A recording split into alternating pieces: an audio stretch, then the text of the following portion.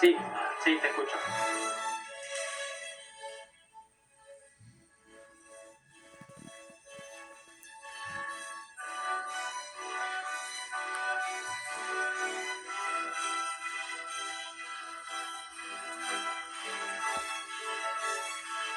Este momento, porque están poniendo unas pantallas porque está a punto de descubrir esa unción.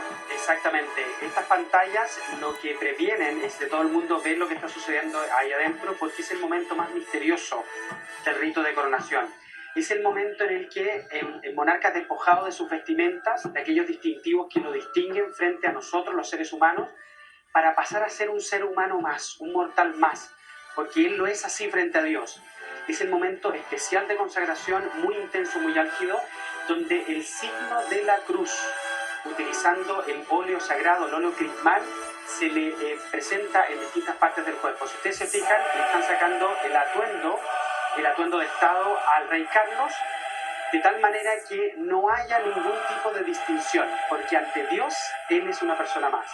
Y entonces en ese momento de consagración se utiliza un óleo, que obviamente es un material más sagrado, un material más permanente. Hay una frase preciosa de Shakespeare que dice: ni todo el agua del océano podrá borrar el óleo de un rey consagrado, ¿ya? Y esto es justamente lo que está sucediendo. Y tiene principios cristianos. Absolutamente. Es como la unción de los enfermos, ¿no es cierto? En el rito católico, en el sacramento católico de la unción de los enfermos se hace algo muy parecido, ya para preparar a la persona para entrar en el reino de los cielos. Es distinto, pero se utiliza también un óleo crismal, y de ahí justamente viene la palabra Cristo. Cristo significa el ungido.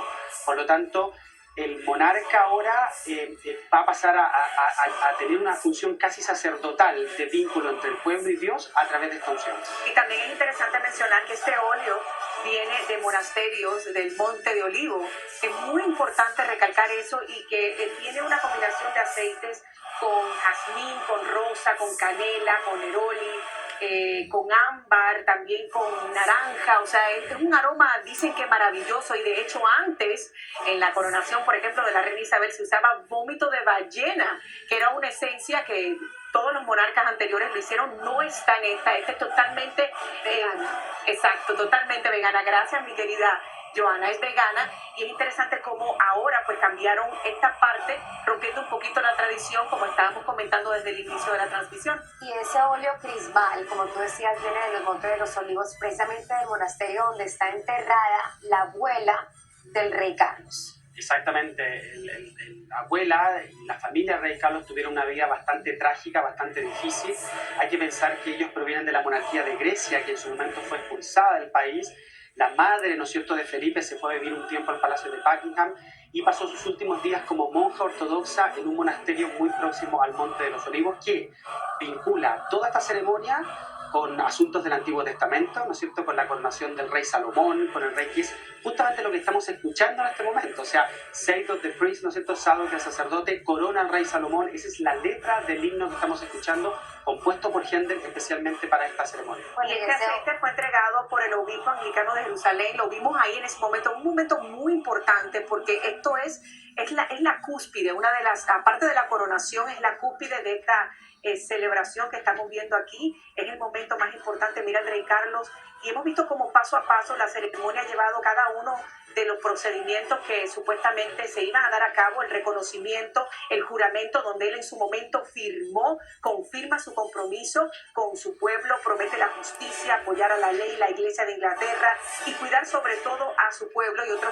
momento que me llamó la atención fue cuando el obispo de Canterbury empieza a decir los cultos cardinales. Él fue que empezó este proceso de presentar este reconocimiento, y todo el mundo decía en su momento que Dios salve al rey José Manuel. Pero estábamos viendo el momento más sagrado, como dices tú, en el que fue ungido ese óleo crismal, fue bendecido en Jerusalén, en la iglesia del Santo Sepulcro. Y cuéntanos, ¿por qué es que le ponen a él el óleo en la cabeza, en el pecho y en las manos? ¿Y qué está pasando en este momento? Efectivamente, el signo de la cruz con el óleo sagrado se le presenta al monarca por el arzobispo de Canterbury en distintas partes del cuerpo, porque representan los valores que el monarca debe tener.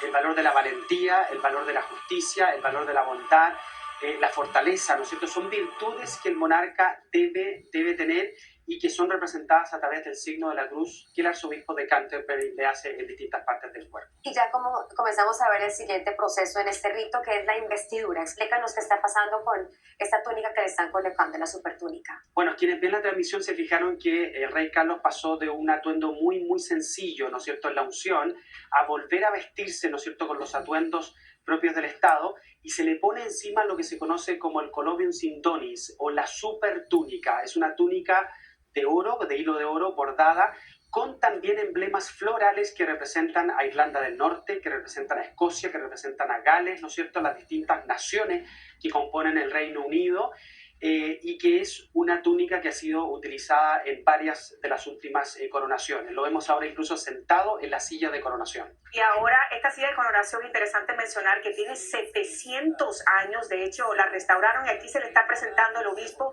las espuelas, que están hechas de oro, están hechas también de cuero y de terciopelo, que significa, son símbolos de honor y símbolos de valentía, algo que se ha usado desde hace muchos años, cientos de años, para darle inicio a las regalias o las insignias que van a ser parte importantísimas de esta coronación. Un símbolo caballeresco, y sabemos que debajo de esa silla de coronación está la piedra del destino. Háblanos de la importancia de la piedra del destino, sobre todo para los escoceses. La piedra del destino se dice que es un elemento que se utilizaba para las coronaciones de los reyes de Escocia, probablemente de manera legendaria desde la época de Kenneth MacAlpin, estamos hablando del siglo IX, y fue trasladada a Inglaterra a fines del siglo XIII cuando Eduardo I, el de las piernas largas, el que aparece en la película de Corazón Valiente, conquista Escocia y le señalan a los escoceses que nunca más van a tener un rey de Escocia y ubica, ¿no es cierto?, la piedra en la silla de coronación. Aquí estamos viendo el intercambio de las espadas. ¿Qué nos podrías decir de esta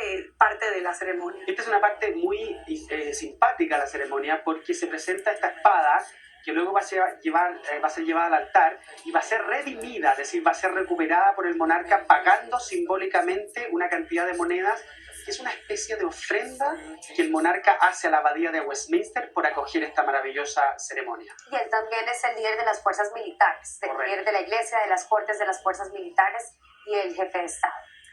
Y dice que la espada también es un símbolo de protección no de violencia, sino de protección, de saber eso. Y también algo que me llamó la atención fue que él dijo al principio de todo esto que él no vino a que lo sirvieran, sino a servir.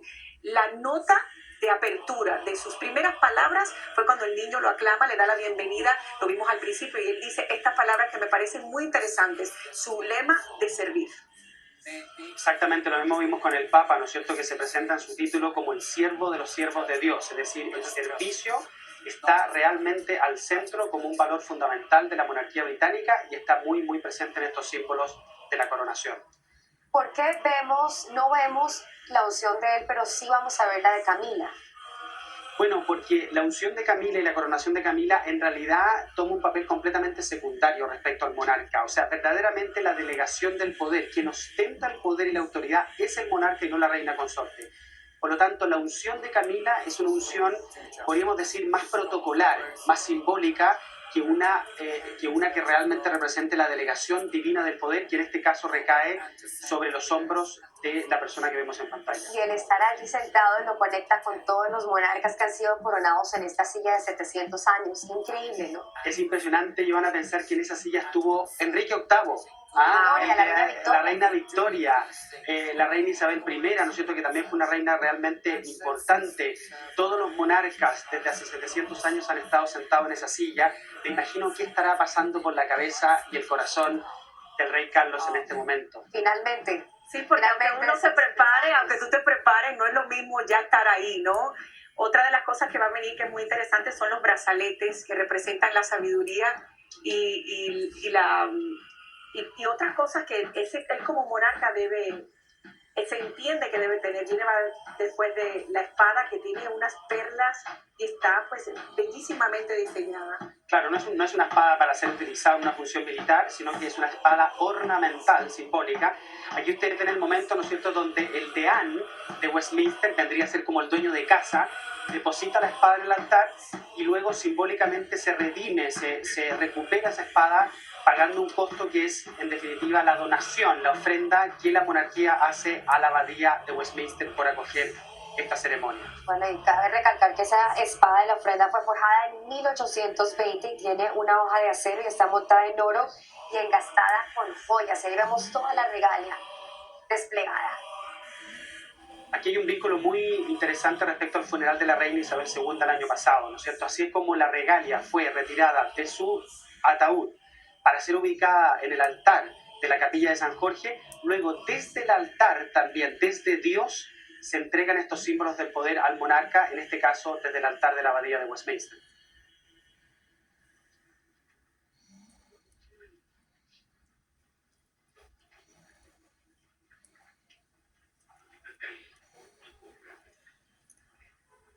Estamos observando el momento de la presentación de las insignias reales. Todavía falta que le den. Ahí están las armillas o brazaletes que son de oro de 22 quilates y están bordeados con 12 nepas foliadas y granuladas. Representan la sinceridad y la sabiduría.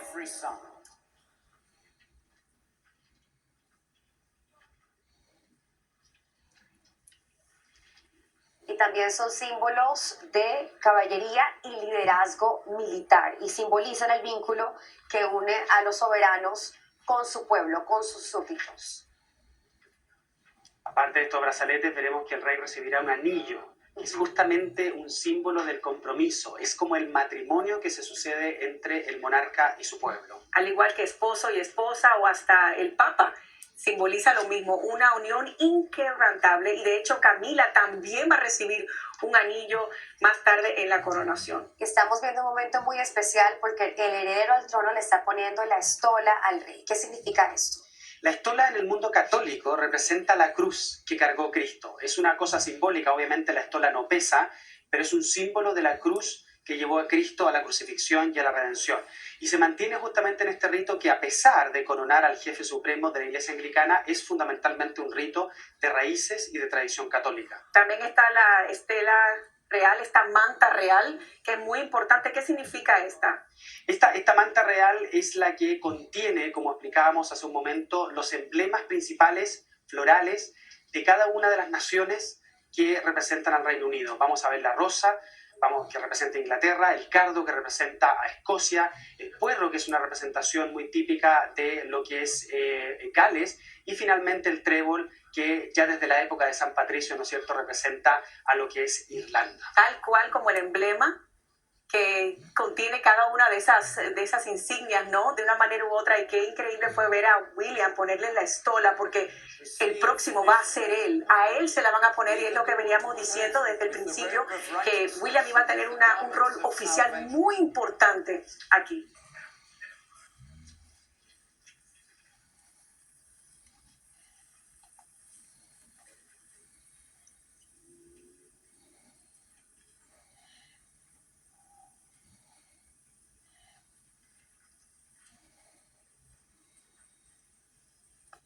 Viendo cómo le entregan el orbe. El orbe es un símbolo del poder de Cristo sobre toda la humanidad, ¿no es cierto? Representa el carácter universal de la autoridad de Cristo sobre todo el mundo.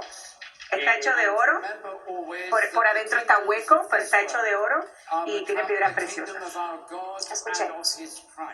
Y de su Cristo.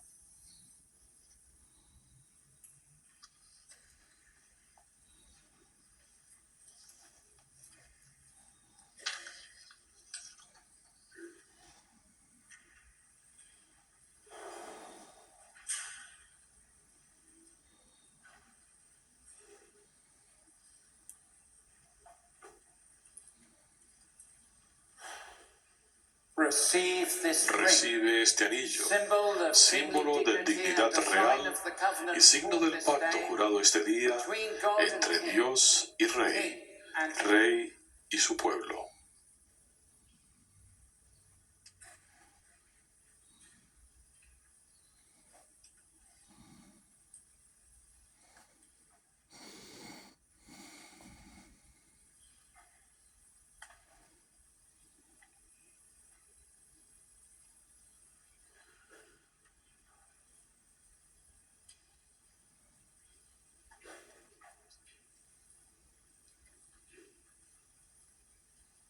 Recibe este guante, que tengas autoridad con mansedumbre y gracia, confiando no en tu propio poder, sino en la misericordia de Dios.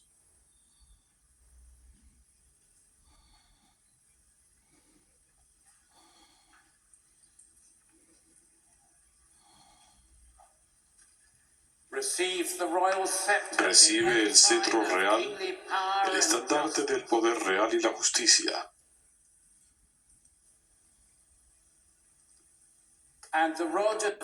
Y la vara de la equidad y la misericordia, símbolo de pacto y paz.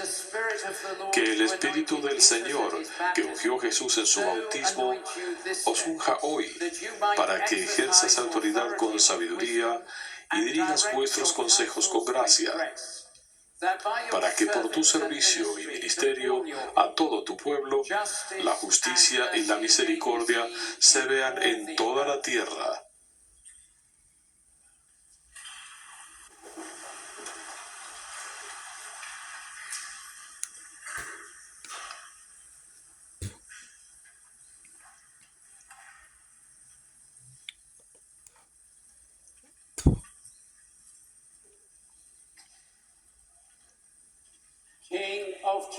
Rey de reyes y Señor de señores,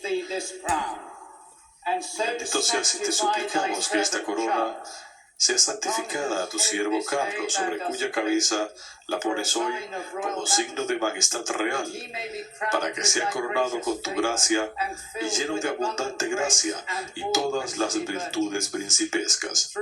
Por Jesucristo, nuestro Señor, que vive y reina contigo, supremo sobre todas las cosas, un solo Dios, mundo sin fin. Amén.